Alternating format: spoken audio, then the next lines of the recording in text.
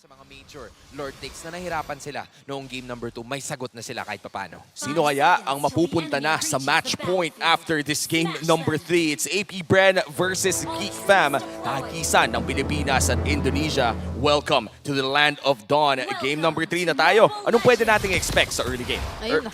Yeah, there you have it. More leashes coming in from Geek Fam and AP Bren, and yung annoying factor na si Baloyski ay talagang hindi tumitigil. Nabigyan siya nung mga nakaraang laban pero that doesn't stop him from making sure na talagang makukuha ito ng iba sa mga members in. But Marky no longer uses the retribution. Tinipid niya talaga ng malala. Kaltizi also doing the same thing. Mukhang bad laning matchup for both side lanes. Si AP Bren, medyo nahihirapan si Flap. Yeah, nagagawa talaga ni Luke ulit. Perhaps hawak-hawak niya dito ulit yung Master Assassin, no? Tsaka yung Assassin and Rupture na talent or emblem combinations niya. So, sobrang nagre-reflect yun sa kung paano nahirapan mag-laning ngayon. Eto nga si Flap. At si Ogwen naman, though pinaninindigan niya yung kanyang ginagawa, hindi na masyadong nababahala si Marky. Kasi alam naman niya na kung meron mang masyadong mag-overextend, pwede at pwedeng nandiyan na sina Aboy. At yung naging trend nga natin kanina during the previous game, is sobrang ganda nung naging pag-pull off ng Geek Fam nung early nila. Yup, the only difference is naka-Master Assassin na ngayon itong si Luke. So, mas masakit talaga yung damage output niya towards Flap TZ, who is actually holding his own in the same way dito sa laban na to. Tatlong Wilderness Blessing and also tatlong Quantum Charge ang hawak ng side ng AP Bren para mas lalo nilang maposisyon yung kanilang sarili with the extra movement speed na dala-dala nung emblem na yon for greater measure. Kaya ngayon that they're willing to engage. Yep. Marky, mukhang mahihila siya. Kyle TC with a taunt. Half HP for Marky at mukhang makakalayo naman siya. At hindi itutuloy ang laban dahil 5 segundo na lang magsisimula na ang pinakaunang pagong. Oh, parang gusto muna nilang magkilitian din dahil yun ang pinakinakailangan nila ngayon. This time around, for sure, AP Bren, they want to take control of the first major objective unlike the previous game na talagang nakuha yun ni Marky mula sa kanila. Sobrang ganda nung mga nakikita nating pokes dito sa baba.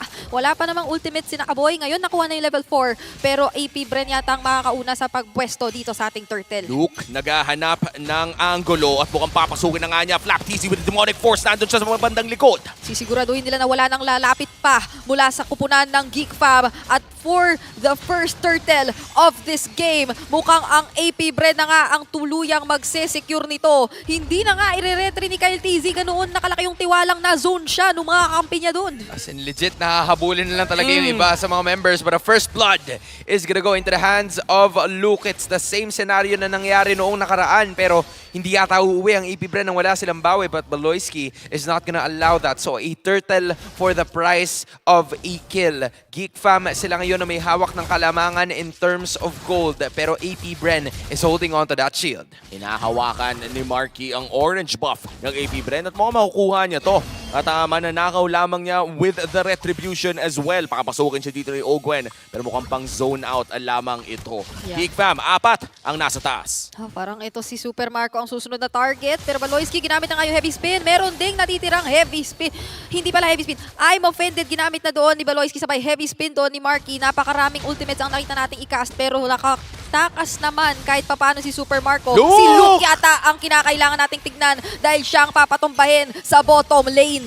Demonic force is real talaga. Ang hirap tumakas sa isang Phobius kung hindi ka makadash. Sana naglakad ka na lang. Literal na nag-surfing sa buhangin yung Phobius sa pagkakataon na yon. And fortunately for him, he got the right angle para mas lalo sana makatakas. But the demonic force was just too much for him to handle. And in exchange, here we go again. Zadera na naman na nakakuha ng pinakaunang tore sa laban na to, even when the side of AP Bren managed to get the turtle. But the taunts are being evident. Oh, And no. Aboy, nakagamit niya yung black shoes. Kinailangan mag-sprint talaga doon netong si Aboy. Pero si Baloyski naman ang maiiwang mag-isa. Siya na ang ginamitan ng Circling Eagle at lahat ng mga natitira pang spells. Nakakuha ng isang kill ang AP Bren. Immediate transition into the purple buff. Si Marky ang susunod na target na guluhin. Worldy ginamit. At ang nakakuha ng ating purple buff, si Kyle TZ yata. At si Marky ay napilitang mag-heavy spin na muna. Pero nasundo lang si Kyle TZ doon sa kamuntikang delikadong sitwasyon. Wala na nga lang Netherrealm. At si Luke nag-Raging Sandstorm na. Pero naiwasan naman ng AP Bren yung mga posible firing. It's a sea of And light. Sea of Bees. Sea of Bees. Ayun, mas maganda. Parang, nga, Sea of Bees, para ka lang nag-alphabet. At ngayon, 5 minutes in, sisimulan na ang pangalawang pagong. Kyle TZ, hahawakan ang damage nito at wala atang magko-contest mula sa Oy. Geek Fam. Naiwasan ni Few doon yung I'm offended ni Baloyski. So, alam na ngayon ng AP Bren kahit paano. But Luke still doing his job. This time around though, mas maganda ang naging control ng AP Bren. So, second consecutive objective na ito na makukuha nila. Napakalaki nung pinagkaiba kumpara dun sa naunang laro kanina. Yup, look at the awareness though. Coming in from Marky, namamalagi siya dun sa malapit sa purple objective ng kanilang kalaban kasi alam niya na walang retribution itong si Kyle, but an immediate answer galing sa kupunan ng AP Bren para mas lalong alalayan itong si Kyle upon taking the purple objective of his own. Ang trade na ginawa ng Geek Fam is to go for another turret. So parehas na outer side lanes ay butas na para sa kupunan ng Geek Fam. Even ball game ang ating nakikita. Just a 200 gold lead para sa Geek Fam 6 minutes in. At mukhang si Baloyski na naman ata ang bunot ni Kyle TZ. Sinaktan lang. Hindi na natatakot ngayon basta-basta ang AP Bren sa pangunguna ni Kyle TZ. Kapag nakikita niya, ultimo si Baloy, kayang-kaya na lang niyang harapan dito. And yun ang mga sitwasyon na wala pa nga yung mga follow-up mula sa AP Bren. Pero ngayon, speaking of follow-up, si Kyle TZ yata rito ang gusto namang hulihin. May guiding wind bang na may pindot? Hindi yata napindot pero naka-dash out naman sa gitna ng pader. Uy! Nandun yung circling eagle. Apat-apat ngayon ang hinahabol na miyembro ng Geek Fam at hindi na ipinagpatuloy ng AP Bren pansamantala. Kinailangan munang mag-ingat ang parehong kupunan.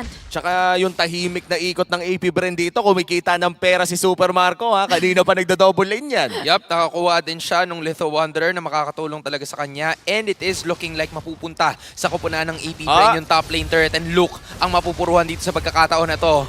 And that is looking like Luke's down. Oh, kamuntikang ano yun, kamuntikang outplay yun kung hindi pa siya nahabol ng damage kasi Raging Sandstorm para makasantas flicker out pero siniguro talaga ng AP Bren na wala nang takas-takas para dito kay Luke kasi nga naman parang kanina pa siya yung isa sa mga pinakamalaking problema ng Hive. In fact, the MVP last game, talagang maganda ang performance ni Luke last game kaya inulit pa rin nila ang ka-lead. But this time around, AP Bren, mukhang natuto na sila sa mga nangyari ng game number 2 at sisimulan na nga nila ang Turtle Flap TC, half HP. Sumakit agad ang damage dito ni Aboy at kinailangan tangke nito ni Flap. Two-man taunt. At mukhang low HP na nga ang Turtle. Demonic Force na gamit na rin. Nakaready na naman ng Demonic Force Death Realm na ikasa na rin pero medyo naipit yata si Kyle TZ. Siya pa rin ang makaka-retry though nung ating Turtle objective. Si Marky ngayon ang nahiwalay at na-isolate at Aray. papatumbahin na rin siya. Napunta pa yung kill kay Super Marco. Pero habang nangyayari ang lahat ng yan, tumatrabaho lamang si Kadera, pati si Luke. Always trades happening around the map pero hindi rin naman yata papayag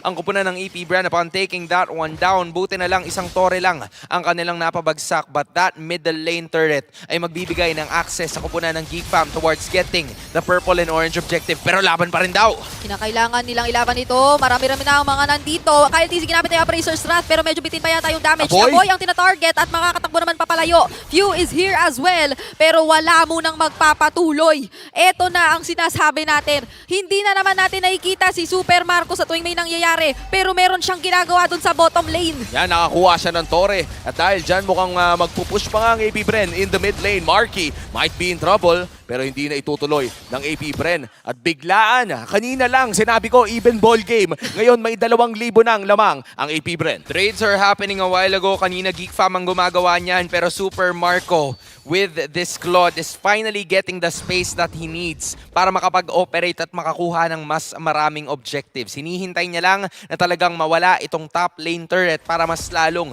ma-pressure yung Geek Fam into taking care of those minion waves dahil ito magiging importante sa paglabas ng pinakaunang Lord ng laban na to that will appear in less than 30 seconds. So at some point in time, Few, Kyle TZ, and Flap TZ sila yung nagsasama-sama. Even Ogwen is joining the party for emergency purposes para lang mabigyan itong si Super Marco ng kaukulang damage output and space for him to make sure na makakakuha siya ng objectives in this match. Yeah, actually, kanina nung merong nangyayari talagang clash dito na si Luke ay hinahabol, nakita ko naman doon sa bottom lane, si Super Marco, inangat niya yung wave, pero nag-DMI na siya pabalik sa kanilang side kasi parang hindi naman sila sure sa information. Pero nung nakita niya na nandun, tinuloy na niya yung push talaga. Ganoon kalaki o ganoon ka bilis yung mga macro na ginagawa niya. Pero si Aboy dito, Aboy? mapipilitang mag-black shoes. Wala Oh, na no! siyang magiging kawala. Naibit na siya sa 4 o 5 miyembro pa nga ng AP Bren.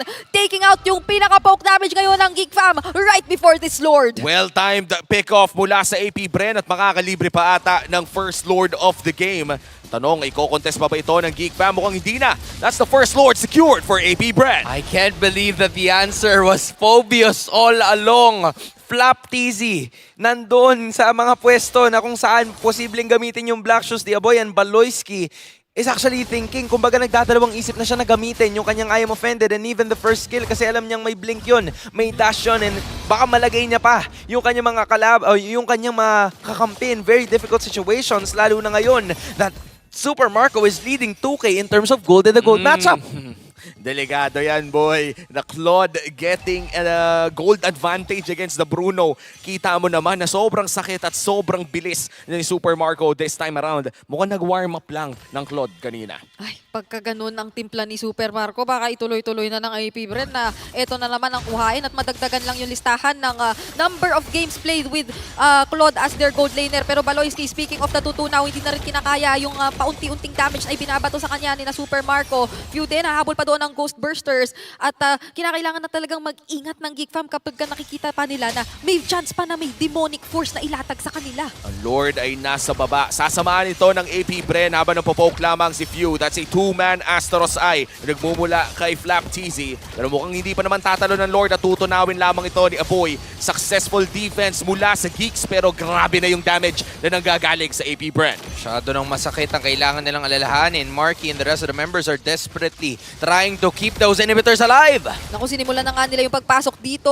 Ginamit na doon ni Luke yung kanyang second skill pero ang pakay lang ng AP Bren ay tore lang. Ganoon ang kaya nilang mga bitawan para lang masecure yung inhibitor turret. Yep, and that's one inhibitor turret down still.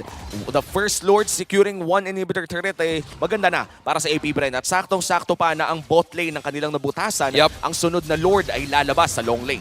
That means na mas malayo yung kailangan na biyahiin ng kupunan ng Geek Fam para lang makadepensa and mas matagal din na makakapunta yung isang member na dumepensa doon sa Lord Pit for that extra Lord contest. And Super Marco, the man of the moment, 12 minutes in, 101 KDA at napapansin na natin ngayon that even in terms of the damage dealt, 4 out of 5 members coming in from AP Bren ay talagang nagdi-dish out ng damage. Pansin na natin yung kakulangan ng damage output ng kupunan ng Geek Fam just because hindi nila talaga maibigay yung skills na kinakailangan nila kasi ang ginagawa ng side ng AP Bren ay isang bagsakan lang talaga ng damage and they're all gone. Tsaka hindi rin kasi makalapit ang Geek Fam. Imaginein mo, boy, kailangan mong lumapit to deal damage at ang hirap lumapit sa isang Kyle TZ, Yes. Fred rin, and may Ogwen pa na guiding wind. 12 seconds bago lumabas ang Luminous Lord and AP Bren. Mukhang sineset up na nila ang wave sa baba. Luke, nakita ni Super Marco!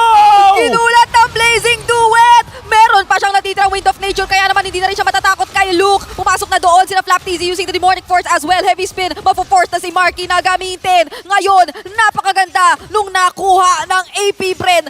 Bago na naman tayo magkaroon ng Lord. Breaking news, Super Marco, ginulat ang Bruno.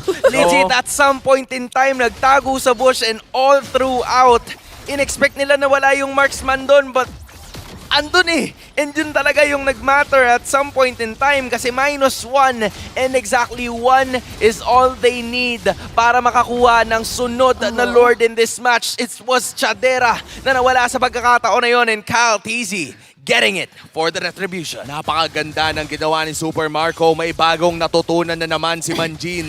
And at this time, AP Bren. Pwede pala yun. Pwede pala yun. Pwede pala napapasok yung Claude. Pwede pala na si Baloyski ang ipopoke nila ngayon. E nasa mid lane, may 3 waves na parating. At ang kakapal ng mga minion waves ng AP Bren. Oh, ang parang tanong ko nga doon, paano niya na-maintain yung stacks niya na ganoon kabilis? Kaya nga eh. Kasi ang tagal na niyang nakatago sa damo. Wala ba siyang stacks noon? pero ganoon na siya kasakit. Kasi medyo matagal siyang nakatambay doon at wala naman siyang tinamaan na minion. Kasi kung meron, for sure, namataan na siya ng Geek Fam. Pero this time around, sabi mo nga, sabay-sabay na minion waves. At napopoke na lang sobra si Baloyski. Kinakailangan na lang umiwas muna at dumepensa. Quicksand Guard is no longer available. Half HP on that inhibitor turret. At mukhang si Marky ang unang bunot. Ang mid lane naman ata ay mapipigilan muna. Makakapag-def sila dahil Lord ang punteriya sa bandang ibaba. Roy. Baloyski might be in trouble. That's the Lord going down at Quicksand Uy. Guard ay nagamit na naman. Pero biglang napita si Flapteasy! Hindi nila inasahan na gano'n na rin yung damage na meron siya. Owen dito gusto sanang sunduin si Kyle TZ pero inuntog lang din kahit papaano. Merong Nether Realm na ginamit dito si Few.